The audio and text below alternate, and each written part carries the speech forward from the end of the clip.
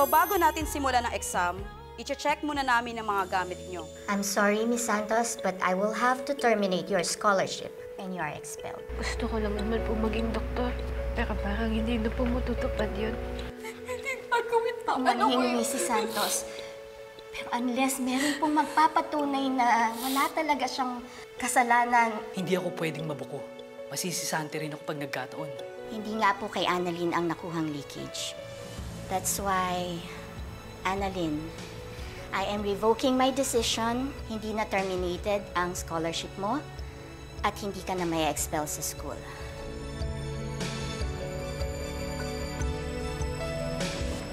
Thank you for meeting with me on such short notice. But of course, when the Dean of the College of Medicine calls, we show up, especially amiga pa kita. So, what can I do for you? May maitutulong pa ba ako sa university? I mean, you know that I am willing to do anything and everything to help the College of Medicine. Oo nga po, ma'am. Sasabihin niyo na po kung ano yung kailangan niyo. I'm sure bibigay naman ni ma'am yun. Super bait kaya nito. Actually, Moira, you are one of our biggest donors, and you know that, right? In fact, your donations have really helped us improve the college a lot. And for that, I'm really grateful.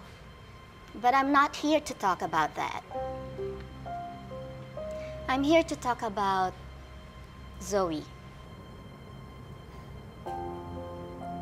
Zoe? Anong ginawa ng anak ko? Oo nga po, ma'am. Bakit po? Zoe, I already know the truth. Na ikaw ang may-ari ng kodigo. Kodigo? What? No. I don't know what you're talking about. Hindi sa akin yung kodigo na yun. Kay Annalyn yun. Nerissa, anong pinagsasabi mo? Why are you accusing Zoe of cheating? May proof ka ba? Yes, may proof ako.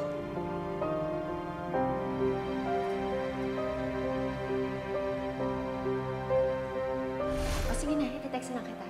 Basta next time, Zoe, mag-iingat ka.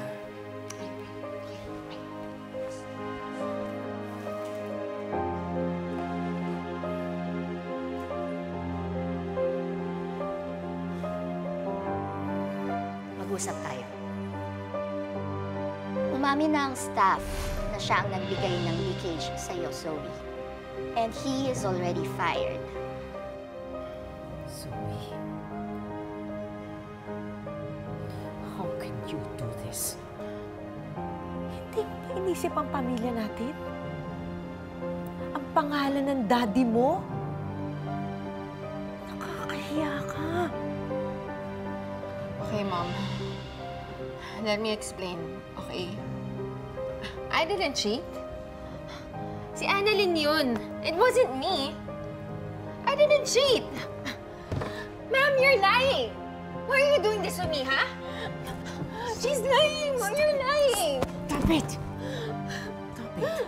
Stop it! Ano na lang sabihin ng daddy mo kapag nalaman niya to?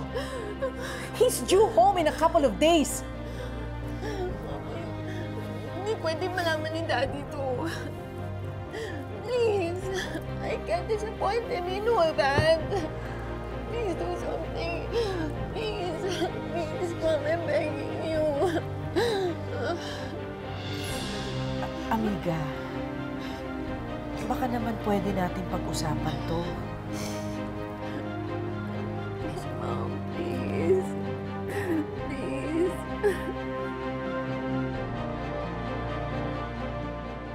Mom, please, don't tell Dad. Puro ka kasi gimmick. Ang mahal-mahal ng tuition mo, tapos nagpapabaya ka. Mom, first time ko lang naman ginawa to eh. So dapat pala matuwa ako dahil first time mo? Ano ba, Zoe?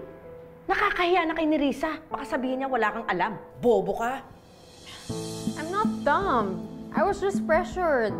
Nasa med school ka. Natural may pe-pressure ka. That's why you study so that you're prepared. Pasalamat ka, kaibigan natin si Dean. At pasalamat ka, wala dito yung daddy mo at malaman niyang kalokohan mo. Anong kalokohan?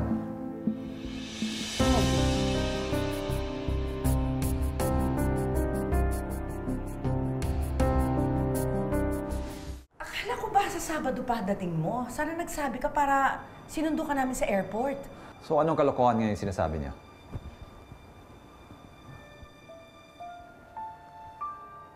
Ito kasing si Zoe, nag-book ng flight for a vacation. Ang sabi ko sa kanya, hindi siya pwede mag-absent sa school. Zoe, med school and med life is hard. Kaya kailangan mo talaga mag-sacrifice in order to survive. What do you think I'm doing? I don't even have a life anymore.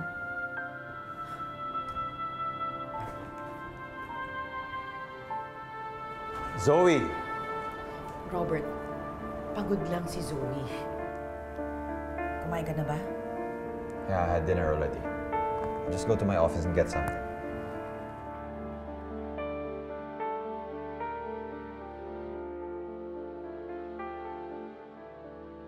Sa awa ng Diyos, naayos na yung gulo. Okay na si Annalyn, wala nang problema. Ako, mabuti naman. Sayang din naman yung pinaghirapan ninyo nang dahil lang sa isang maling akala, di ba? Oo nga. Tama yun. Ako, Lynette, alam mo, magpakain ka naman. Nagugutom na ako eh. Oo. Hindi pa kami kumakain eh. Nagugutom ako. May alam akong bagong bukas na restaurant dyan. Tara, kain tayo. Sagot ko na. Lynette, Ay, ano ako? Nabusog ako bigla sa kape. Ano ba yun? Nakakabusog tong kape na to. Diba? Hindi, tsaka hindi sana ito sa mamahaling restaurant. Oo, mahirapan ako doon. Kaya, naku, sige, Lynette. Sige na. Sumama ka na kay Sir Michael. Sige na. Kumain kayo. Diyosa, Cromwell. sige na, sumama na kayong dalawa. Mas magiging masaya si Lynette na kasama kayo. Sige na. Sige na, sasama na kami. Sasama na nga. Sige, sama na kami.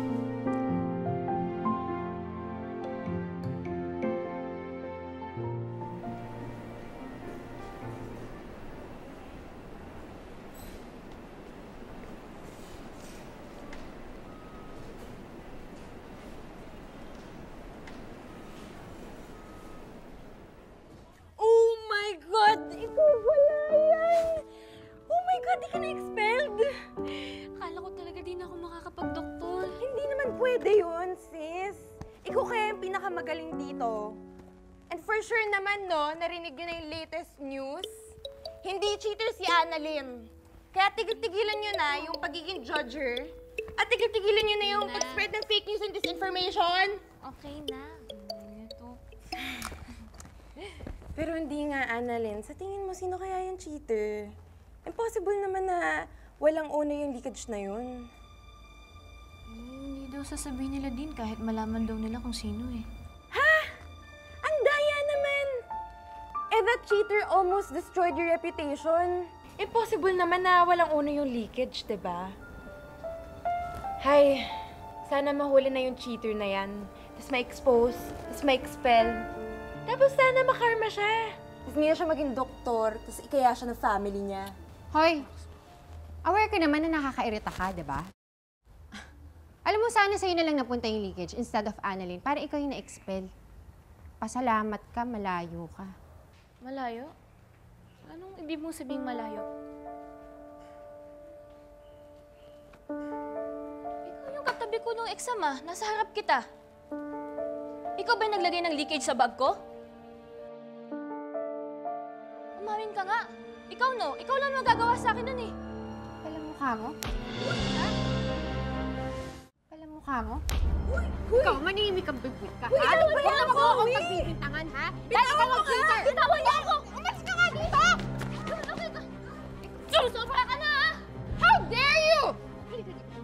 Bitawan mo nga ako! Umamin ka na kasi.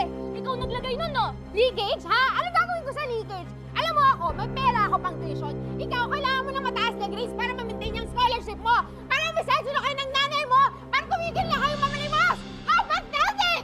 Pathetic kayo ng nanay mo! Ano ba? Umalis ka dito! Sumusobra ka na! Bawiin mo yung sinabi mo kay nanay! Bawiin mo! Ano ba? Sumusobra ka na! Ano ba? Bawiin Hey! Bawiin mo! Hey! Hey! I'm Hey! not worth it. Come on. Huwag mo saktan ang anak ko!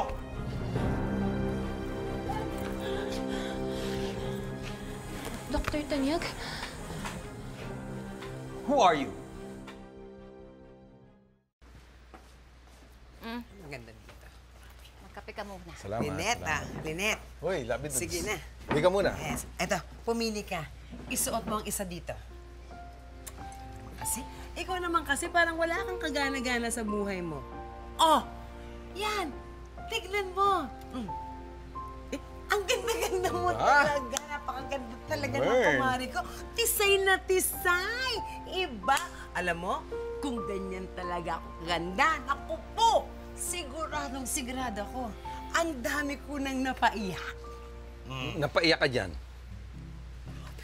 Oh, no, Promi, best. Tigilan mo na ako ng ganyan mo. Huwag po nga dito.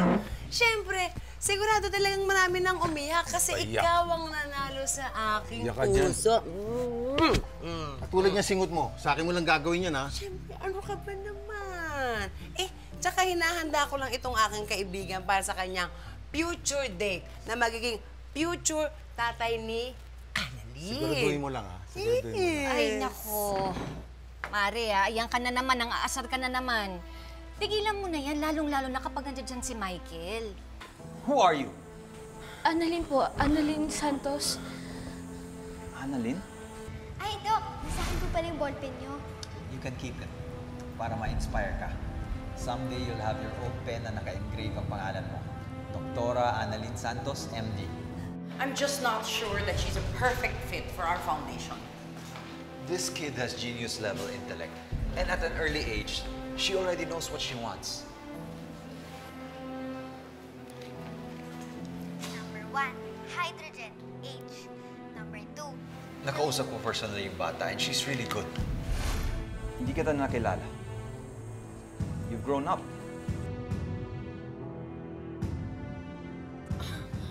Ow! May back. Zoe, are you okay? My arm. Dad, sakit ng ulo ko. Si Annalyn, she attacked me. Aray, pinagtatanggol ko lang po yung sarili ko. Shut up! Dad, alam mo ba, sinisisi niya ako dahil sa akin daw yung leakage. Eh, siya naman yung cheater. She's ruining my reputation. Our family's reputation. Your name. Hindi po totoo yan. Sinungaling ka? Dinidefend ko na yung sarili ko, tapos i-attack me. Pinagtulungan niyo nga ako eh. Ano, madedeny mo pa ba yun? Ha? Huwag po kayong maniwala dyan kay Zoe. Imbento po yan. Tama na. Annalyn, hindi mo na ginagalang yung mga nakakatanda sa'yo. How did you become like this? Eh, bakit ba kasi ayaw mo kay Michael? Eh, sigurado naman kaming boto si Annalyn dun na maging tatay niya. Diba? Oo naman. Oo, buta. Sige, sige. Nagsabay pa talaga kayong dalawa, no? Naku, pwede ba? Umalis na kayo. Umalis na kayo. Dali mo na tong headband na to. Oh, ayoko na yan. Grabe naman to. Eh, gusto ko lang naman makahanap ka ng forever mo. Parang kaming dalawa ng crummy baby ko.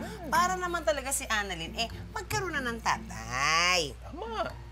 Hindi kailangan ni Annalyn ng tatay. At hindi rin niya hinahanap yung tatay niya. Dahil napalaki ko ng maayos ang anak ko nang kaming dalawa lang. Ayaw mo talaga kay Michael? Wala talagang pag-asa si Michael?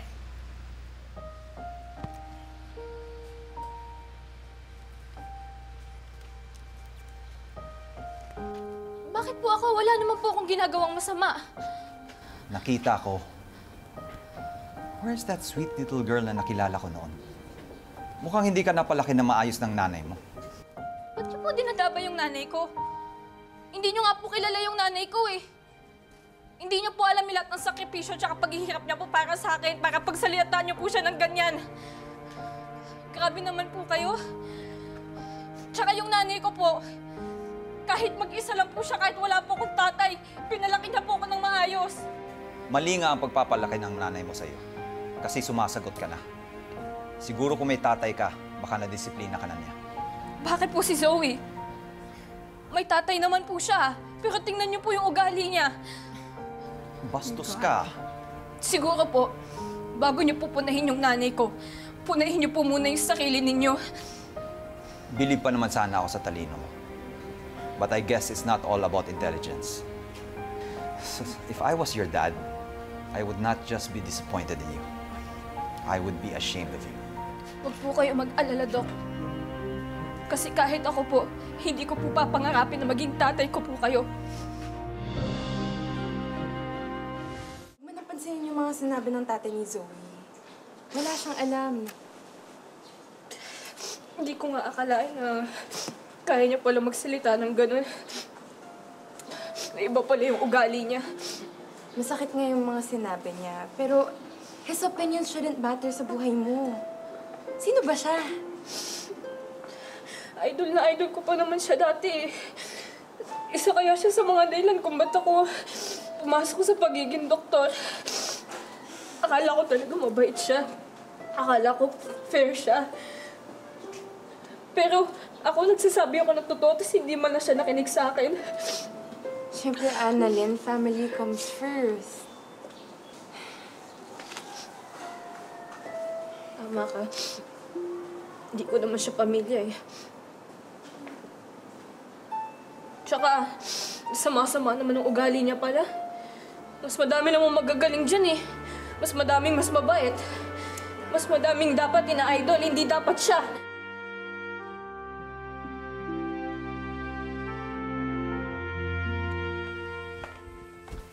Hindi ka dapat nakikipag-away, lalo na sa mas bata sa'yo. Ikaw ang ate, dapat ikaw nga ang mas mature. Eh bakit nang away rin naman si Annalyn ah? Pati nga ikaw inaway and binastos, diba? Nagre-reason out ka pa. Eh bakit? Totoo naman eh. May mali rin siya, pero bakit parang ako lahat may kasalanan? I'm your daughter, pero clearly si Annalyn pa rin ang kinakampihan mo. Wala akong kinakampihan, pareho kayo may mali. What happened to you, Zoe? Ilang months lang ako nawala, nagkaganyan ka na. What happened to me? Siguro kung nandito ka, you'll know. Kaso wala eh. Palagi kang umaalis. Palagi kang nawawala. And it takes months before I see you again. Tapos ano, pagbalik mo, pagagalitan mo lang ako? You know what, Dad? You're my strength. You're my inspiration. Pero now, I don't really know.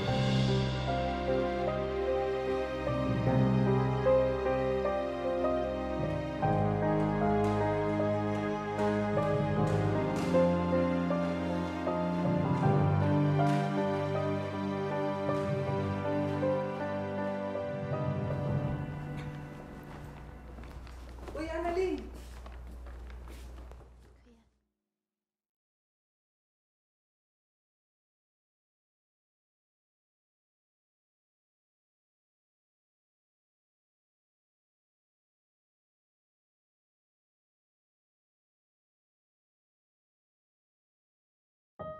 Where's that sweet little girl na nakilala ko noon? Mukhang hindi ka napalaki na maayos ng nanay mo. Siguro kung may tatay ka, baka nadisiplina ka na niya.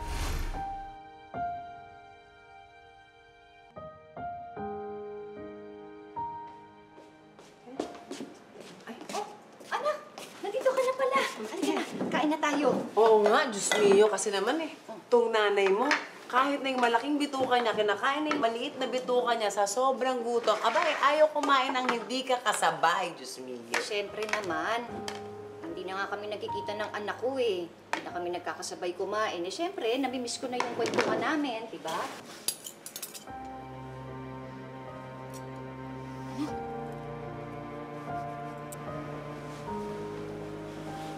Bakit? Ha? Ano nangyari? Ito lang naman po yung may gaganti ko po sa lahat po ng ginawa niyo para sa akin eh.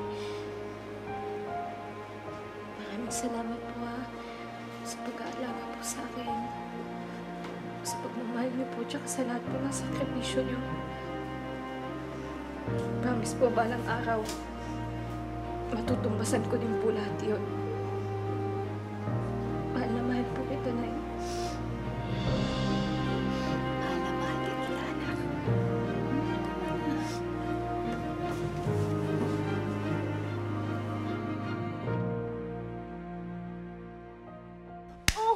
Ay, ang ganda-ganda nito. Para akong nanonood ng teleserye. Ay, naku. Ay, nak. Nga pala, Annalyn. kanina naglinis kami ng nanay mo ng kwarto mo. Eh, napulot ko to sa ilalim ng kama mo. Eh, alam kong importante sa'yo to eh, oh.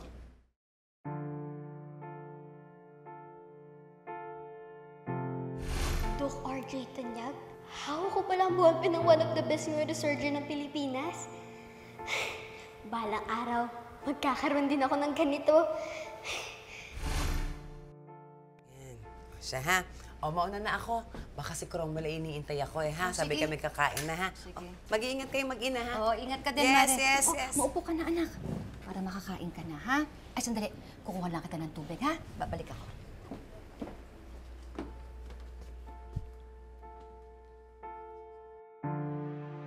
Mali nga ang pagpapalaki ng nanay mo sa'yo.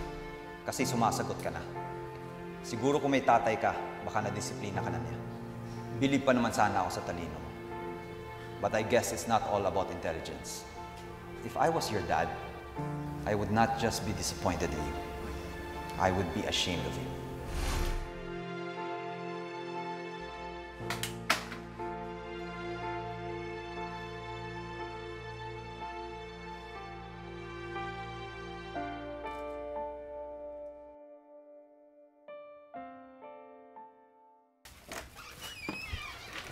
Tuloy po kayo. Din, para po sa inyo, pagkain po. Ako po nagluto niyan. Sana po magustuhan po ninyo. You don't have to, but thank you. Thank you. Ay, naku ma'am, wala po yan. Eh, ako po nga dapat magpasalamat kasi po dahil po sa inyo, nahuli na po talaga yung gumawa ng kodigo. Kaya marami pong salamat na balik po yung scholarship ng anak ko. Wala pong anuman. Hi, amiga! Oh, you have a visitor. Ikaw na naman? Anong ginagawa mo dito? Nagdala lang ako ng pagkain para po kay Dean kasi nagpapasalamat po ako dahil nabalik po yung scholarship ng anak ko. Sige po, mauna na po ako. Ay, Dean, sana po mapagsabihan niyo po yung batang gumawa po nung kodigo kasi hindi po talaga tama yun. Maling-mali po talaga yung ginawa niya. Eh, paano po siya magiging doktor kung peke naman po yung talino niya? At saka, isa pa po, ma'am, alam niyo po yung pandaraya, wala pong mararating yan sa buhay. Eh, sana po din, mapagsabihan niyo rin po yung mga magulang ng bata kasi baka po napapabayaan nila. Baka po hindi po nila nagagabayan ng tama yung anak nila. Eh, baka po mamaya, konsintihin pa po yung maling ginawa ng anak niya. Ayun lang po. Pasensya na po. Alis na po ako. Bakit? Perpekto ka bang magulang? Ladies, please, let's not get too emotional here. Ay, ma'am, pasensya na po. Pero gusto ko po sanang sagutin yung tanong niya. Ma'am, hindi po ako perpekto. Pero proud po ako sa pagpapalaki ko po sa anak ko. Kasi alam ko po na hindi po niya magagawang gumawa ng kodigo. Pero bakit po ba kayo nagre-react ng ganyan? May mali po ba sa mga sinasabi ko? Sigurado naman po ako na lahat po tayo ginagawa natin ang lahat para mapalaki po natin ng tama yung mga anak natin. Sigurado po ako, kayo, kapag may maling ginawa yung anak ninyo, tinatama ninyo. Diba po? You know what? I do not have time for this. Anyway, Dean, this is for you. It's from my restaurant. It's healthy, it's organic, and expensive.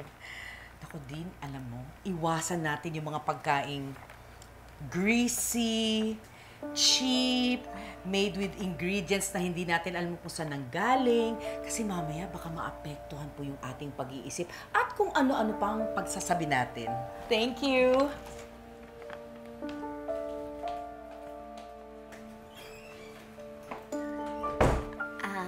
Mrs. Santos, I'm sorry about that. Pagpasensya niyo na po. Medyo mainit lang po siguro ang ulo ni Mrs. Tanyag.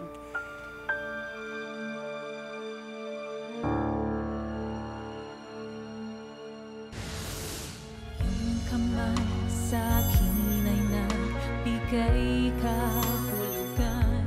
Lumalaban ako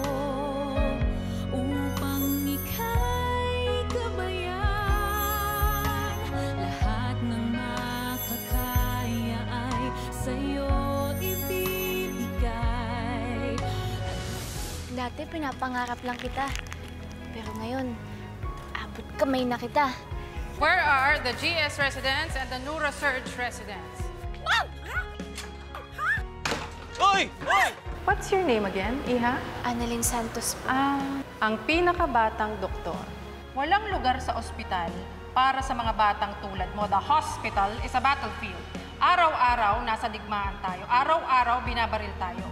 And we have to keep getting up unscathed, in full battle gear, each and every time. So, kaya mo talaga? Yes po, Doc. Kaya ko po.